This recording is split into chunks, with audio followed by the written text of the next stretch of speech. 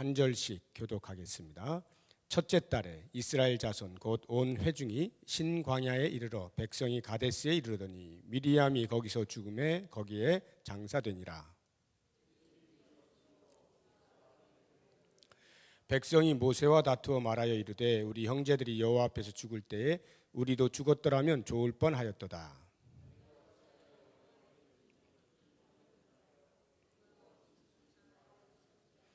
너희가 어찌하여 우리를 애굽에서 나오게 하여 이 나쁜 곳으로 인도하였느냐. 이곳에는 파종할 곳이 없고 무화과도 없고 포도도 없고 석류도 없고 마실 물도 없도다.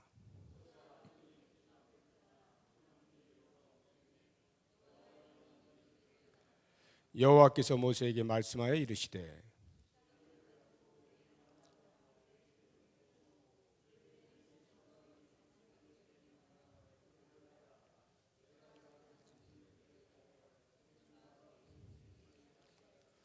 모세가 그 명령대로 여호와 앞에서 지팡이를 잡으니라.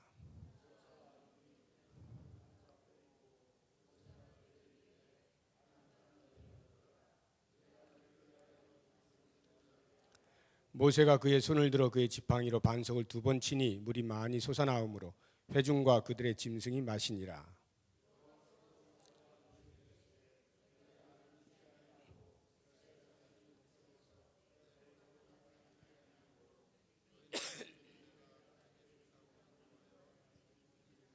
같이 읽습니다. 이스라엘 자손이 여호와와 다투었으므로 이를 무리바무리라 하니라. 여호와께서 그들 중에서 그 거룩함을 나타내셨더라. 아멘.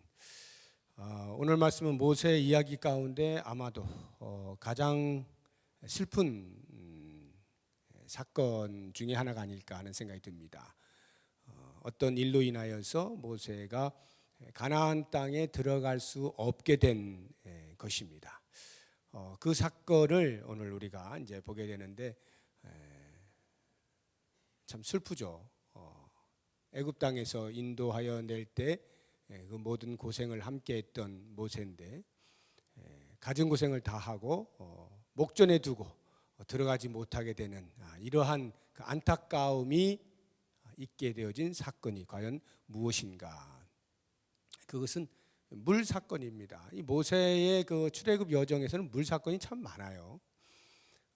오늘 우리가 보게 되는 이 물 사건은 40년, 그러니까 가나안 땅에 들어가기 직전에 그 첫 달입니다. 40년이 되던, 출애굽에서 나온 지 40년이 되는 첫 달에 일어난 사건인데요. 그때 이스라엘 백성들이 어디 있었느냐 하면 가데스 바네아라고 하는 곳에 있었습니다. 이 가데스 바네아는 약 38년여 전쯤에, 그러니까 애굽에서 나와가지고 홍해를 건너고 르비딤에서 물 사건이 있죠. 그 전에 그 마라의 쓴물, 거기서 또 단물로 바꾸는 그 물 사건이 있었고, 르비딤에서 또 물 사건이 있었고, 그리고 모세가 하나님께로부터 십계명을 받고 율법을 받고, 그리고 올라가서 가데스 바네아라고 하는 곳에 정착하여서 이제 가나안 땅에 들어가기 위해서 12 정탐꾼이 정탐을 하죠. 그런데 그만 부정적인 이유로 인하여서 하나님께서 40년 동안의 그 광야 생활을 하게 만드시지 않습니까? 그런 광야 생활을 다 마치고 다시 가나안 땅에 들어가기 직전 40년이 되던 첫 달에 또다시 가데스 바네아에 모이게 된 것입니다. 그런데 거기에 갔더니 거기서 또 물이 없는 거예요. 40년이 흘렀는데도 불구하고 이스라엘 백성들이 다시 원망을 합니다. 그 처음 그 르비딤에서 원망할 때는 그 출애굽한 1세대들입니다. 그런데 광야 40년 동안에 그들의 죄로 인하여서 다 죽죠. 이렇게 저렇게 다 죽지 않습니까? 죽고 지금 눈앞에 두고 있는 이 이스라엘 백성들은 2세대들입니다. 2세대들인데 이들도 역시 1세대와 동일하게 그런 물이 없는 것에 대하여 원망을 하는 모습을 보게 됩니다. 이것을 보면 우리 인간이 참 쉽지 않구나. 앞서 모범을 보이고 좋지 않은 모범입니다만 그렇게 하면 하나님의 징계를 받는다, 심판을 받는다는 것을 직접 눈으로 확인을 했지 않습니까? 자기의 선조가 하나님 앞에 불순종하고 하나님 앞에 원망함으로 인하여서 그 모든 죄의 대가로 광야에서 다 죽는 것을 눈여겨보아온 2세대들인데도 불구하고 당장 자기들 앞에 물이 없을 때 죽겠다라고 하는 심정으로 실제로 아마 죽겠을 거예요. 광야 생활을 하는데 물을 마셔야 될 거 아니에요. 오늘날처럼 그렇게 생각하시면 안 돼요. 오늘날처럼 뭐 아무 데서나 대충 얻을 수 있는 그런 물이 아니고 참 희귀한 것입니다. 그런데 물이 없어요. 그 어마어마하게 많은 인구가 물이 없어서 다 갈증을 느끼고 있으면 죽겠는 거죠. 그러니까 아마 원망을 했겠죠. 그럼에도 불구하고 그렇게 자신의 1세대들이 그런 원망으로 인하여 광야에서 죽어가는 것을 다 지켜보았음에도 불구하고 자기들의 현실에서 또 만족이 안 될 때 다시 원망을 쏟아내는 그러한 모습을 보게 되면 우리는 이런 생각을 하게 되는 거죠. 우리가 보통 이제 담배를 끊을 때 금단 현상이 나타난다 그러잖아요. 담배를 끊으면은 맘먹고 끊긴 했지만 이 몸이 자꾸 담배를 원하니까 그것으로 인하여 반대급부적으로 무엇인가 시달리는 거예요.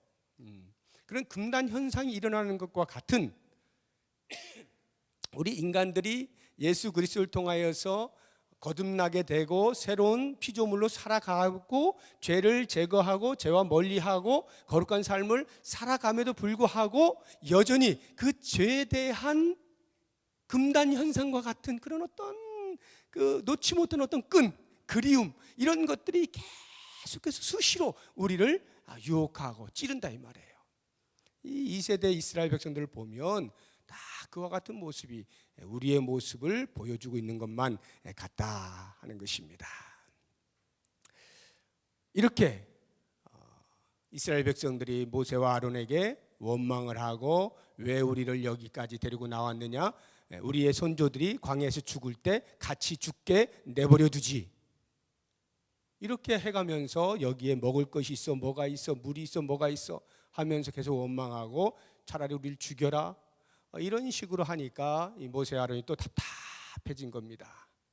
그래서 모세와 아론은 여느 때 하던 것처럼 그들에게 대꾸하지 않습니다. 그리고는 하나님의 전 앞에 나아가요. 여기는 회막문에 이르렀다 이렇게 했죠. 6절 보세요. 모세와 아론이 회중 앞을 떠나 회막문에 이르러 엎드리매. 회중을 떠나는 겁니다. 원망하고 있는 회중을 떠나요. 그리고는 회막으로 나아갑니다. 하나님 앞에 엎드립니다. 이게 엎드린다는 것이 기도한다는 거예요. 늘 모세와 아론은 그렇게 해왔어요. 원망이 일어나게 되면, 다툼이 일어나게 되면 그 문제를 놔두고 하나님 앞으로 나아가서 엎드리는 것입니다. 저는 이것이 정답이라고 생각해요. 우리의 가정에 어떤 문제가 발생을 하면 가장 먼저 신앙의 가장이, 그것이 남편이 될 수도 있고 아내가 될 수도 있겠습니다. 적어도 하나님 앞에서 신앙의 가장으로 여김받고 있는 자가 하나님 앞에 나와서 엎드리는 거예요. 그 문제를 계속 캐기 시작하면, 그 문제를 해결하기 위해서 계속 노력하다 보면 하나님은 보이지 아니하고 문제만 더 커질 뿐이에요. 문제를 놔두고 그 문제를 안고 그저 하나님 앞에 나와서 무릎을 꿇는 것이 정답이다.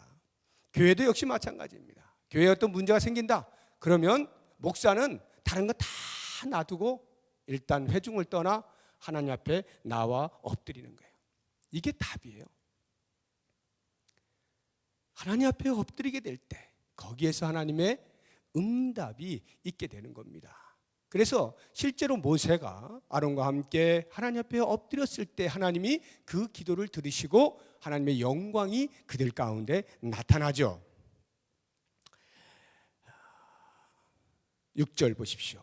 모세와 아론이 회중 앞을 떠나 회막문에 이르러 엎드리매 여호와의 영광이 그들에게 나타나며, 그리고는 하나님께서 응답을 해주시는 거예요. 뭐라고요?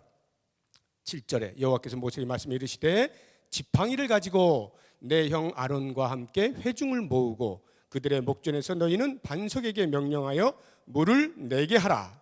내가 그 반석이 물을 내게 하여 회중과 그들의 짐승에게 마시게 할지니라. 하나님께서 드디어 답을 주시는 거예요. 간절한 마음으로 하나님의 능력을 구하는 사람에게 하나님이 응답을 해주시는데 이 모세에게 그런 응답을 하는 겁니다. 얘야, 회중들 다 모아라.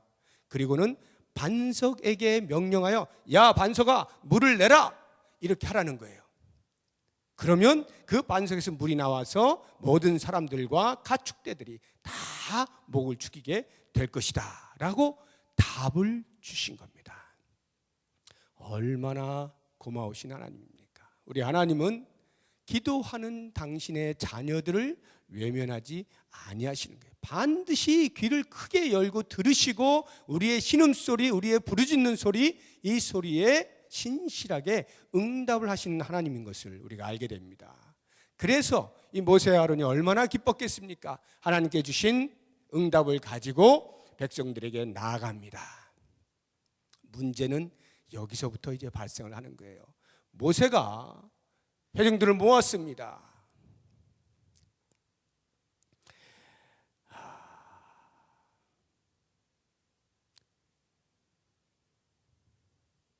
8절을 한번 보세요. 8절에 하나님께서 모세에게 말씀을 하실 때 제일 앞에 나오는 말이 지팡이를 가지고 이렇게 돼 있죠. 지팡이를 가지고, 이 지팡이가 어떤 지팡이예요? 애굽에서 나올 때 능력을 행사하던 그 지팡이죠. 지팡이를 가지고 회중들을 모아다가 반석에게 명령하여 물을 내게 하라고 이렇게 말씀해 주신 거예요. 자, 그래서 모세가 구절을 보게 되면 여기까지는 아주 기가 막히게 잘한 거예요. 모세가 그 명령대로 여호와 앞에서 지팡이를 잡으니라, 지팡이를 잡았습니다. 그런데 이제 문제가 10절과 11절에서 등장을 하게 됩니다. 10절 보세요. 모세와 아론이 회중을 그 반석 앞에 모으고 모세가 그들에게 이르되 반역한 너희여 들으라. 우리가 너희를 위하여 이 반석에서 물을 내랴 하고 모세가 그의 손을 들어 그의 지팡이로 반석을 2번 치니 물이 많이 솟아나오므로 회중과 그들의 짐승이 마시니라. 자, 이 10절과 11절이 드디어 이제 왜 모세가 가나안 땅에 들어갈 수 없게 되었는가를 설명해 주게 되는 모세의 행동이 되겠습니다. 모세가 하나님의 명령을 따라서 지팡이를 취하였습니다. 그리고는 회중들을 반석 앞에 모았어요. 거기까지는 너무 잘한 거예요. 그런데 그 다음을 하나님께서 하라시는 대로 반석에게 명령하여 야 반석아 물을 내, 이렇게 했으면 끝날 일을 어떻게 하느냐 하면 모세가 이스라엘 백성들에게 일장 훈시를 하는 겁니다. 패역한 너희여, 반역한 너희여. 이게 무슨 말입니까? 반역한 너희들아 들어라. 이 말은 내가 지금 하나님의 진노를 대신하겠다, 이런 말이에요. 하나님께서는 이스라엘 백성들에게 저 반역한 것들 저걸 어떻게 할까? 내가 진노할 거야? 이렇게 말씀하시지 않았죠, 이 장면에서. 그런데 모세는 분명히 과거의 역사를 돌이켜보면 이스라엘 백성들이 원망을 하거나 다투거나 문제가 생기거나 하면 반드시 하나님께서 그들을 징계하시고 심판하신 일이 있었어요. 그때마다 모세는 등장을 해가지고 중보를 하면서 하나님 용서해 주세요, 제 생명을 취해서라도 하면서 중재를 하는 그런 역할을 하곤 했단 말입니다. 그런데 이번 사건에서는 이상하게도 하나님 앞에 엎드렸는데 기도하였는데 응답을 주실 때 내가 지금 화가 났다, 이 이스라엘 백성들이 지금도 나에게 원망을 하는구나 하고는 내가 저들을 어떻게 할 거야 라고 말씀하실 줄 알았는데 그 말씀이 없는 거예요. 그러니까 모세가 응답을 받긴 받고 이스라엘 백성이 가서 하긴 해야겠는데 그것이 없으니까 모세의 생각에는 아이고 하나님 안 하셨네, 내가 해야 되겠다, 내가 해야지 하고는 이 반역한 너희들아, 하나님을 대신해서 자신이 판단을 하고 있는 모습을 보게 되는 것입니다. 왜 이 모세가 그런 자기가 판단을 할까요? 역사를 보니까 그런 거예요. 그 38년 전에 르비딤에서 그 1세대들이 똑같은 일로 원망을 하지 않습니까?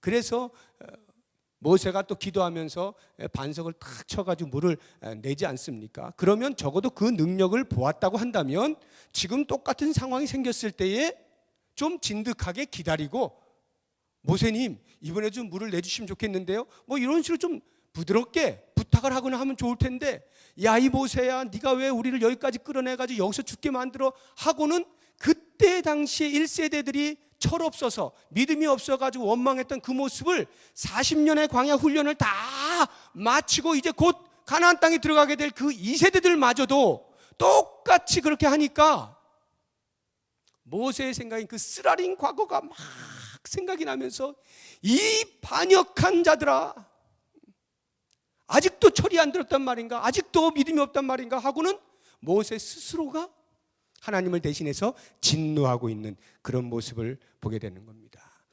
이게 반역한 너희들아 라고 하는 이 말이 과연 모세가 그 정도로 마음에 어떤 분을 가지고 이렇게 한 것이냐에 대하여 우리로 하여금 짐작해 주는 말이 그 다음 말이에요. 10절 하반절 보세요.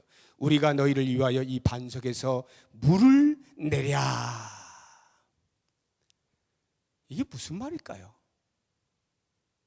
하나님께서 분명히 이스라엘 백성들에게 뭔가를 좀 해주시고 자기가 좀 짠하고 나타나가지고, 하나님 용서해 주세요, 이렇게 돼야 뭔가 좀 이게 맞을 것 같은데 하나님이 아무 말씀도 안 하시니까 마음에 실망이 생긴 거예요. 마음에 불편해졌어요. 분명히 하나님이 이거 책망하셔야 되는데, 하나님이 뭐라 하셔야 되는데 왜 안 하시지? 야, 우리가 너희를 왜 물을 낼까? 우리가 꼭 또 해야 되겠어? 너 그때 못 봤어? 우리가 반석을 쳐가지고 물 나오는 거 못 봤어? 우리가 또 해봐? 이렇게 하고 있는 것입니다. 그리고는 그가 실제로 행동에 옮기는 것이 11절의 말씀이죠. 모세가 그의 손을 들어 그의 지팡이로 반석을 2번 칩니다. 이 말이 얼마나 무서운 말인지, 성경이요, 저는 이런 말씀을 보면 이렇게 갑자기 막 온몸에 막 그 전기가 막 오는 그런 느낌을 받아요. 이 표현을 가만히 보시게 되면 11절에 모세가 그의 손을 들어, 그 다음 말 그의 지팡이로, 우리는 그냥 넘어가죠. 그의 지팡이로 쳤어요. 우리는 친 것과 말하는 것의 차이만을 이렇게 염두에 둡니다만 그 이전에 이미 다른 것이 있는 거예요. 하나님이 말로만 하라 그랬는데 모세가 쳤다. 물론 잘못된 거예요. 그런데 그 이전에 그렇게 잘못된 행동을 하게 되는 이유가 무엇인가 라고 하는 것을 볼 때 그의 지팡이로를 잘 보세요. 그의 지팡이로. 모세가 들고 있는 그 지팡이가 누구의 지팡이입니까? 모세가 미디안 광야에서 자기 장인 이드로의 양을 돌볼 때 쓰던 지팡이였어요. 모세 것이었죠. 그런데 이것이 애굽에서 이스라엘 백성들을 인도하여 낼 때 하나님께서 그 지팡이를 가지고 하나님의 일을 감당하는 지팡이로 바꾸어 주셔요. 그래서 성경의 표현을 보면 그 지팡이를 가리켜 하나님의 지팡이라 이렇게 표현을 해놨어요. 출애굽기 4장을 한번 가보십시오. 출애굽기 4장, 여기 손을 잡으시고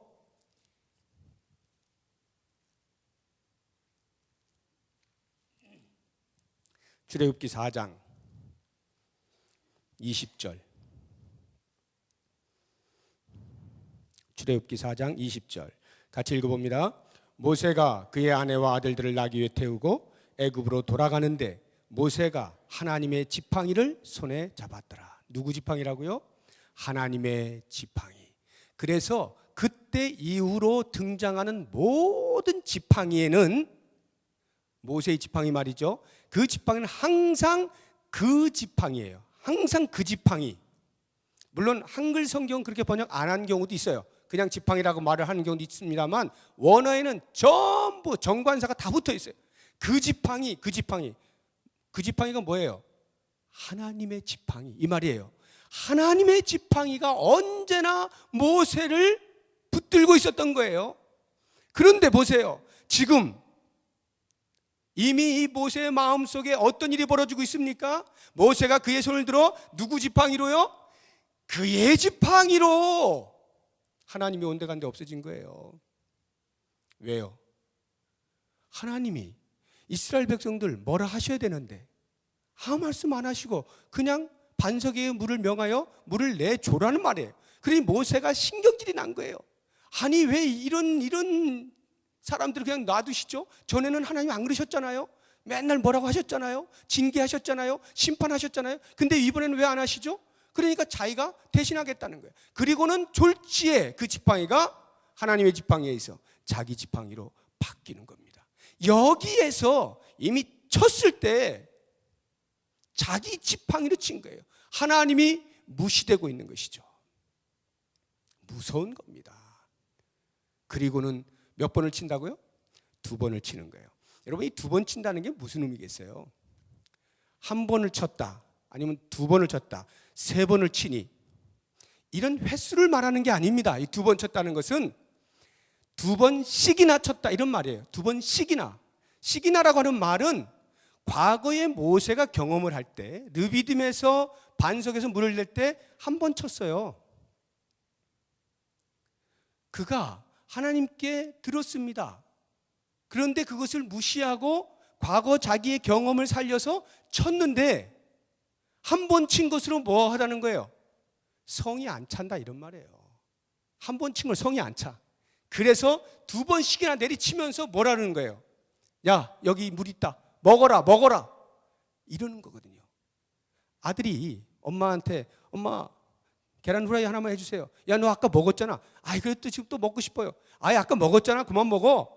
계속 그러는데 이 아이가 끝까지 때를 쓰면 어떻게, 엄마가 화나면 알았어, 야 먹어라. 5개 10개 막 만들어주잖아요. 다 먹어, 이거 다 먹어. 그게 뭐예요? 다 먹어라, 이게 아니잖아요. 화가 났다, 이런 말이에요. 모세가 지금 화가 극도로 올랐다, 이런 말이에요. 자기의 경험상 한 번 치면 얼마인지 물이 쭉쭉쭉쭉 나오는 것인데 2번씩이나 내리쳤다는 것은 내가 지금 이 상태야, 니들 알았어, 그렇게 불만이야? 그렇게 원망스러워? 내가 과거 했던 거 기억 안 나? 알았어, 여기 물 있으니까 마음대로 먹어.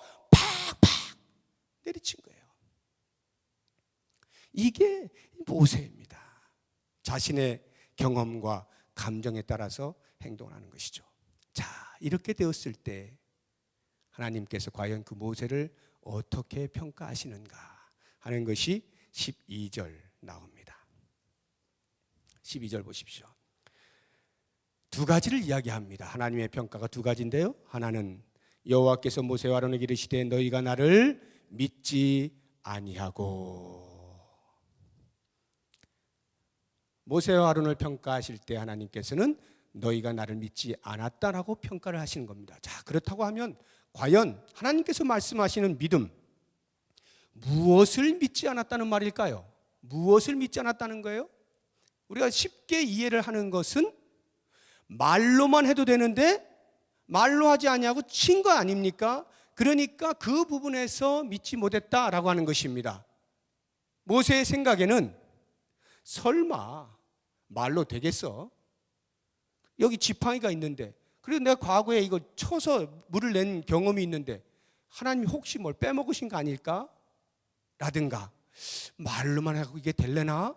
하는 이런 마음이 있어서 그것을 믿지 못하였다.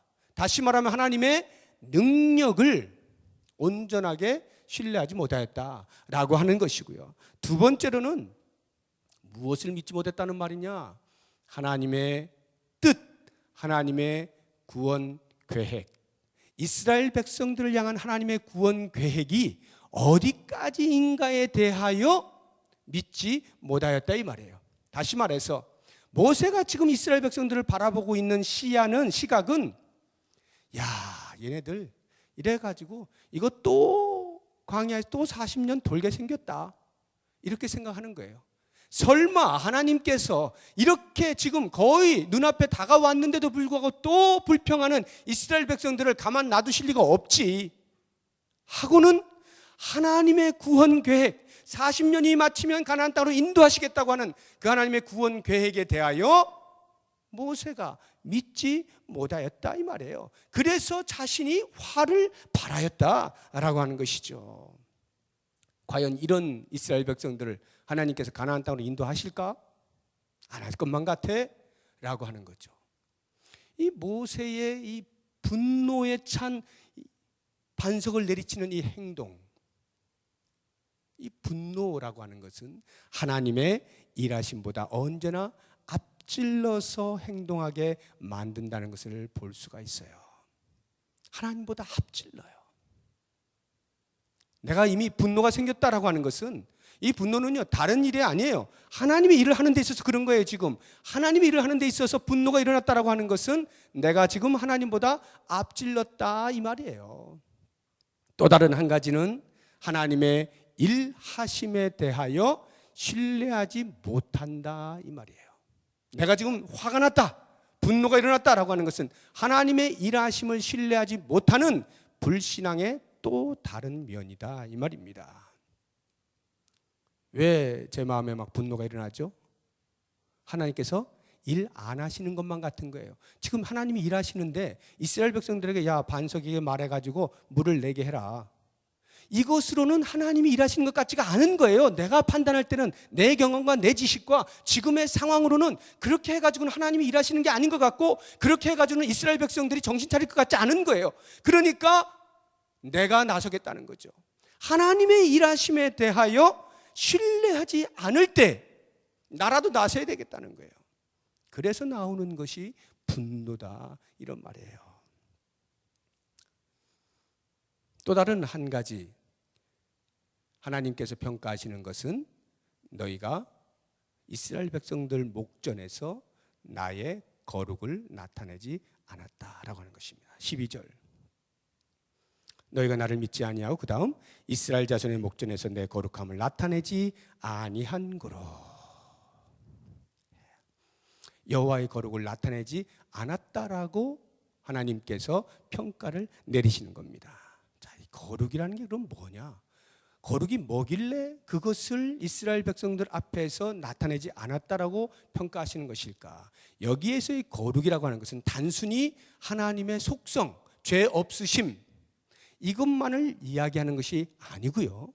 하나님이 여기서 말하고 있는 이 거룩이라고 하는 것은 이스라엘 백성과 함께 하시는 것을 거룩이라 이렇게 표현하는 거예요.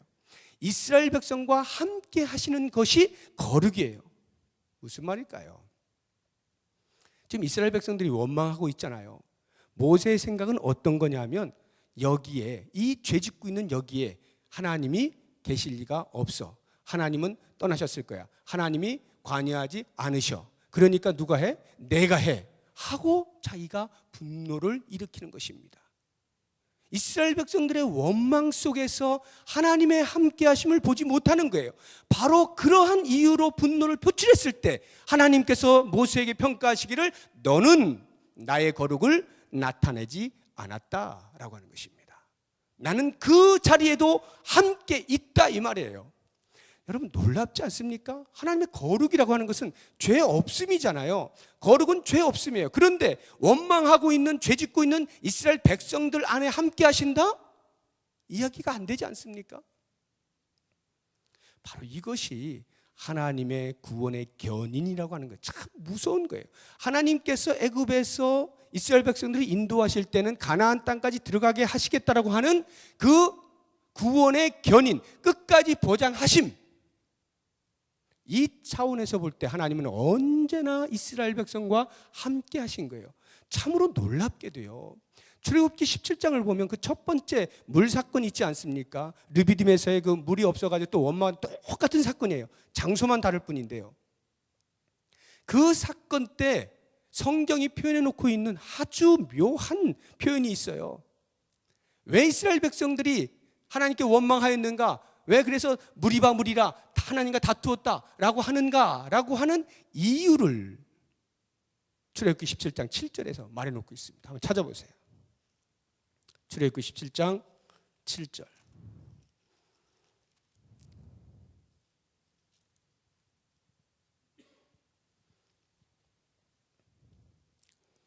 자, 같이 읽어봅니다. 그가 그곳 이름을 맛사 또는 무리바라 불렀으니 이는 이스라엘 자손이 다투었으며 또는 그들이 여호와를 시험하여 이르기를 여호와께서 우리 중에 계신가 안 계신가 하였음이더라. 이 말씀, 여호와께서 우리와 함께 계시느냐 안 계시느냐를 시험하기 위하여 물 사건이 있었다 이 말이에요. 하나님께서 우리를 애굽에서 인도해 내셨는데 이 광야에서 물이 없을 때 과연 하나님은 그 자리에도 계실까? 이것을 시험하고 있었던 것이 무리바 물 사건입니다. 그러면 40년이 흘러 다시 이 2세대들 앞에서도 똑같이 이스라엘 백성들이 지금 원망하고 있는 이유는 당장에 물이 없기 때문이기도 하지만 그들의 마음 가운데는 야, 이거 가나안 땅 거의 다 왔는데 여기서 하나님 사라져 버리셨나? 이제는 우리끼리만 놔두셨나? 어디 가신 걸까? 왜 물이 없지? 우리를 죽이려고 하시나? 이렇게 하고 있다 이 말이에요. 바로 거기에 하나님께서 아니야, 난 너희와 함께 있다. 난 너희와 함께 있어. 이것을 드러내시기 위하여 반석에게 명하여 물을 내라고 모세에게 응답을 해주신 거예요. 나는 너희와 함께 있어. 이것이 하나님의 자비와 긍휼과 사랑이에요. 우리를 향하신 하나님의 사랑의 크기가 이렇다는 거예요. 우리가 지금 원망하고 있음에도 불구하고 하나님 그 중심 속에서 하나님 이거 안 계신 거 아니야? 라고 떨고 있는 그 당신의 백성들을 향하여 내가 여기 있다, 내가 여기 있어, 이걸 알려주시기 위해서 모세를 통하여 답을 주시는 거예요. 그런데 모세가 그 하나님의 마음을 알지 못하고 설마 거룩하신 하나님이 죄 가운데 있는 이스라엘 백성들 가운데 있겠나? 일단 징계부터 해야지. 그런데 하나님의 징계가 없으니까 내가 분을 내는 거예요.